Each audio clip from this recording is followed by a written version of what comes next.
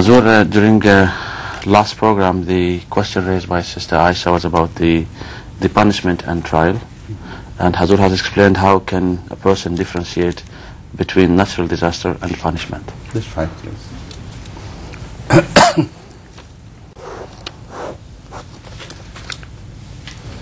Every natural disaster is not a punishment, but some punishments could be coupled with natural disasters or could be inflicted in the form of natural disasters.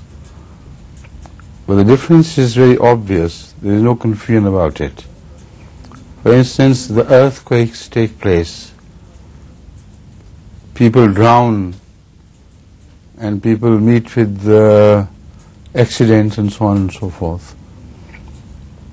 These are natural disasters. Partly man's mistakes are involved in some, and partly they are just natural, over which man has no control whatsoever. Coming of floods and blowing of hurricanes and all the accidents caused because of them are pure and simple natural disasters. But when they are to be employed by God as punishment, then they are predicted, clearly prophesied. And also their behavior does not become entirely ordinary natural behavior. They begin to pick and choose between this and that. They kill some and spare others.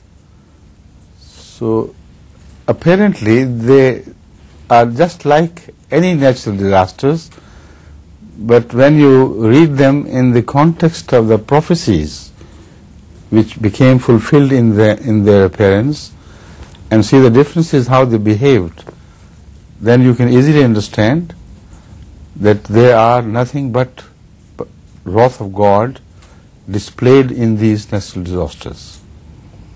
What happened at the time of Noah? Bring to mind that the whole episode of Noah. What happened to Pharaoh when he was drowned? Just natural disasters. But a disaster which was behaving as if it had its own mind. It had specific orders to follow. To spare Moses and his camp, not to spare Pharaoh and his followers, and so on and so forth.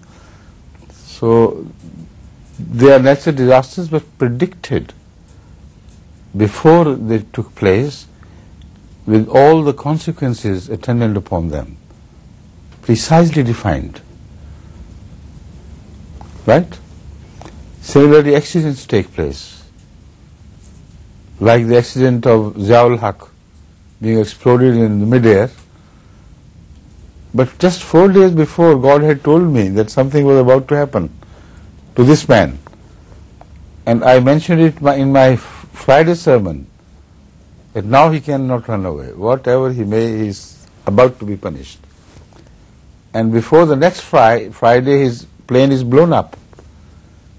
And in a manner which is unimaginable. Nobody has ever detected any fault with the plane.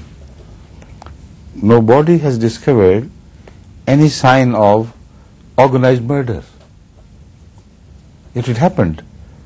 So accidents are accidents, natural disasters are natural disasters. But they are employed by God. And when they are employed by God as such, they speak their own language. They bring their own proof with them. Right? Please. قال حضرة أمير المؤمنين أن ليس بالضرورة كل الكوارث الطبيعية هي عقاب من الله سبحانه وتعالى، ولكن بعض هذه الكوارث يستعملها الله سبحانه وتعالى لتأكيد أو القيام بعقاب قوم ما مثلا. وذكر حضرته قال أن الفيضانات مثلا والزلازل وغيرها من الكوارث الطبيعية تكون راجعة لأخطاء من الإنسان أو لعوامل طبيعية أخرى، ولكن الله سبحانه وتعالى يستعملها ويحرك أمور خفية في ذلك، ولكن في تلك الظروف ينبئ الله سبحانه وتعالى بتحقق هذه العقابات أصفياء، وهكذا تصبح واضحة للجميع. ويقول حضرته وأيضا تختار هذه العقوبة التي ينزلها الله سبحانه وتعالى ببعض العقوبة، مثلا هذه العقوبة إما تكون في حالة فيضانات أو غير ذلك، هي ستختار من سيعاقب فقط. وهكذا يحس الإنسان من دراسة تلك النبوءات في تاريخ الإنسانية وتاريخ الديانات أنها فعلا إذا درس الإنسان هذه الأمور بتدقيق يفهم كيف أن الله سبحانه وتعالى يستعمل هذه الكوارث لإحداث هذه العقوبات النازلة من الله سبحانه وتعالى. ويقول حضرته انظروا مثلا ماذا حصل لقوم سيدنا نوح عليه الصلاة والسلام وأيضا لفرعون وجنوده. يقول حضرة من المؤمنين انظروا كيف أن الله سبحانه وتعالى عاقب فرعون وجنوده ولم يعاقب مجموعة أخرى.